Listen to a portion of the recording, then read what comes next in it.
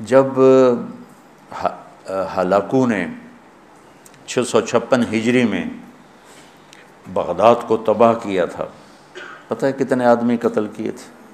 15 लाख आदमी। 15 लाख आदमी, कई दिन उनका कत्ल आम होता रहा। 20 लाख की आबादी थी, 5 लाख कैसे निकल गए, बच गए या उसने खुद छोड़ दिए।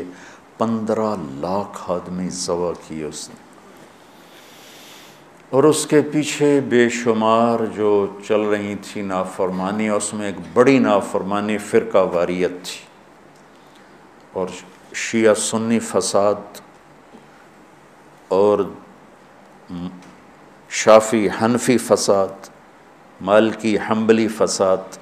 अब तो चूँकि अल्लाह ने ऐसे ब्लॉक बना दिए कि जो शवाफ़े हैं उनका ब्लॉक अलग हो गया, अहनाफ का ब्लॉक अलग हो गया, हम्बलियों का अलग हो गया, मालिकी अफ्रीका में चले गए, हनफी वस्त एशिया में आ गए, शाफ़ी मशरिक़ बईद में चले गए, हम्बली बिलाद अरब में चले गए। तो उनकी आपस में कोई वो फींग सींग नहीं फंसते हैं। लेकिन चूँकि शैतान ने तो मेहनत करनी है, तो अहलुस सुन्नत वल जमात होकर आपस में इतने लड़ाइयाँ हैं, और मुख्तलिफ़ जितने भी मकातब फ़िक्र हैं सब के आगे मुख्तलिफ़ मकातब फ़िक्र हैं, और वो आपस में नफ़रतों तक पहुँचे हुए हैं और बुग़्ज़ तक पहुँचे हुए हैं। यही हाल बगदाद का था, यही हाल बगदाद का था। अल्लाह मुझे बड़े बोल और दावे से बचाए। बच्चों, तारीख़ पढ़े बग़ैर दीन समझ में नहीं आता पूरी तरह। आदमी इबरत नहीं ले सकता, सबक नहीं ले सकता, सिर्फ़ फ़िक़्ह में गुम होकर एक अजीब किस्म की वो मखलूक बन जाता है। पूरा कुरान सामने हो, पूरी नबी की सीरत सामने हो, तारीख़ सामने हो, तो फ़ैसला करना आसान होता है। बगदाद को तहतीक कर दिया हलाकू ख़ान ने, कि उसके पीछे बड़ा सबब ये आपस के रोज़ाना मुनाजरे होते थे। 317 हिजरी में, 317 यानी अभी खैरुल कुरून ख़त्म हुआ ही था, बगदाद में हम्बली और गैर हम्बली मुनाजरे में इस कदर फसाद हुआ कि सैकड़ों आदमी कत्ल हो गए। एक दूसरे की जान कैसे दरपे हुए, दोनों तरफ से अहलुस सुन्नत हैं, लेकिन एक दूसरे की गर्दनें उड़ा दी, और ये आम होने लगा। तो अल्लाह ताला की तरफ से वो अज़ाब बन कर आया 656 हिजरी में। उसने सारे बगदाद की ईंट से ईंट बजा दी,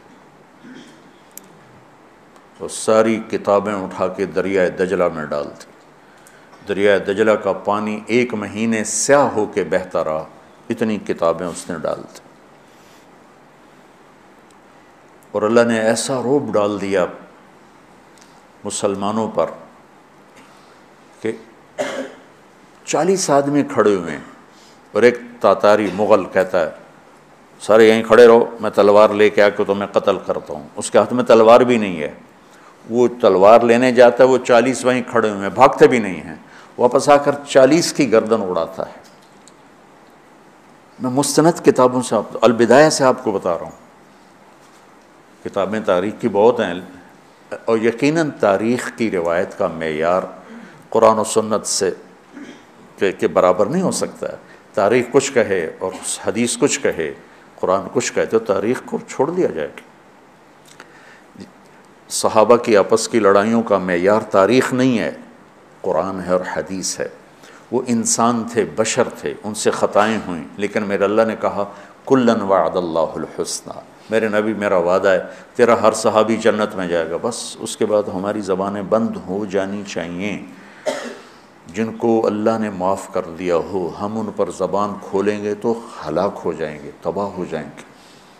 तो बच्चों, आपको नसीहत करता हूँ, और जो सुन रहे हैं, मुसलमान बन के चलो, अल्लाह के वास्ते फ़िरका वारियत की लानत से निकलो निकलो निकलो। ये ख़त्म नहीं हो सकते। हाँ, हम जुड़ के चलें, अपने अपने मसालिक पर चलते हुए एक दूसरे को इज़्ज़त दें, एहतराम दें। मौलाना मोहम्मद कासिम नानोतवी रहमतुल्लाह अलैह, जिन्होंने देवबंद की बुनियाद रखी, बहुत बड़े मुनाज़र थे बर्रे सग़ीर के, सारी ज़िंदगी किसी मुसलमान फ़िरके से मुनाजरा नहीं की, सारी ज़िंदगी। हज़रत थानवी के मवाइज़ 30 जिल्दों में हैं, पढ़ो।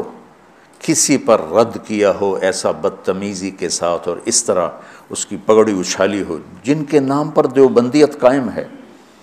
3 आदमी बुनियादी हस्ती रख, एक हज़रत थानवी, एक हज़रत गंगोही, एक हज़रत नानोतवी। ये 3 आदमी पिलर हैं देवबंदियत के। देखो उन्होंने किस तरह, अगर कहीं किसी का रद्द भी किया है तो ऐसे नहीं किया कि इंसानियत से गिरा हुआ कलाम हो या लहजा हो या गुफ्तगू हो। और मौलाना कासिम साहब रहमतुल्लाह अलैह ने सारी ज़िंदगी किसी मुसलमान फ़िरके से मुनाजरा नहीं, हिंदू से किया, सिखों से किया, देहरियों से किया, ईसाइयों से किया, नेचरियों से किया, लेकिन किसी मुसलमान फ़िरके के ख़िलाफ़ आपने मुनाजरा नहीं किया। तो मैं तुम्हें नसीहत करता हूँ, उम्मत पहले टूटी पड़ी है, दीन का काम करना है तो वो करना जो तबलीग वाले कर रहे हैं कि सबको जोड़ रहे हैं, सबको मोहब्बत का पैगाम दे रहे हैं। अगर मनफी काम करना है तो घर बैठ जाना या हमसे ताल्लुक़ तोड़ देना, हमारी निस्बत हमें वापस कर देना, फिर जो तुम्हारी जी में आए करते रहना। मैं तुम्हें मुस्बत किरदार में देखना चाहता हूँ। तो बच्चों, थोड़ी सी ज़िंदगी है, नफ़रतें ना पालो, बोझ ना पालो, हकारतें ना पालो। किसी को अगर गलत रास्ते पे तुम देख रहे हो तो उससे बचाना ज़रूरी है, उससे नफ़रत करना। मेरे नबी ने कितने पत्थर खाए ताइफ वालों से, कितने पत्थर खाए। ख़ुद मेरे नबी ने फरमाया कि मुझे सबसे ज़्यादा तकलीफ़ ताइफ वालों ने पहुँचाई। तो जब उनके लिए इजाज़त आ गई कि हुक्म दें, इनको पीस के रख दें, तो फरमाया नहीं या अल्लाह, शायद इनकी नस्लों में कोई कलमा पढ़ ले। कितनी बड़ी सीरत हमारे सामने मौजूद। आप तो कहते या अल्लाह पीस दे इनको।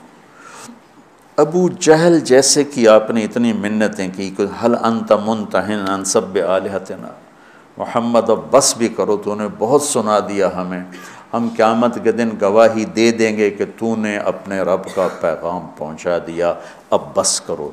जिसके बारे में आपको पता था ये मेरी उम्मत का फ़िरऔन है। भाइयों मेरे अजीज़ों, अगर आप अपने आप को अहले हक़ समझते हो तो फिर आपकी मिसाल एक तबीब की है, और जो गलत रास्तों पर है उसकी मिसाल एक मरीज़ की है। अगर डॉक्टर मरीज़ से नफ़रत करेगा, इलाज हो सके।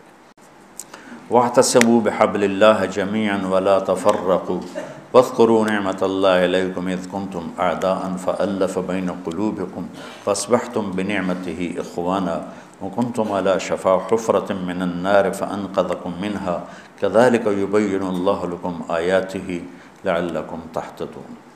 इसमें अल्लाह ताला फरमा रहे हैं कि अल्लाह की रस्सी को मज़बूती से पकड़ो और आपस में फ़िरक़ावारियत का शिकार न हो।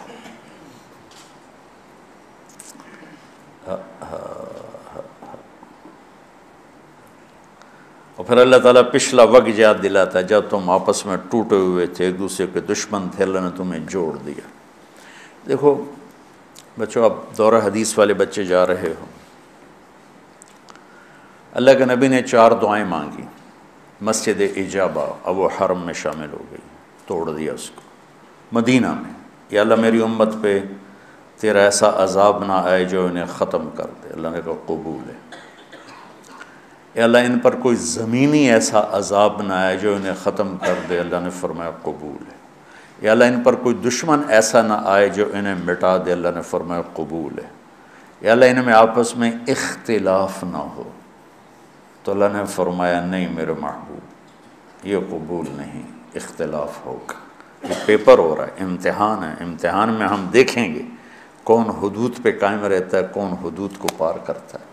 तो इख्तिलाफ़ इस कायनात की लाजमी चीज़ है, मज़हब के नाम पर भी होगा, सियासत के नाम पर भी होगा, और छोटी छोटी बातों पर होगा, और सही नीयत के साथ भी होगा और फसाद की नीयत के साथ भी होगा।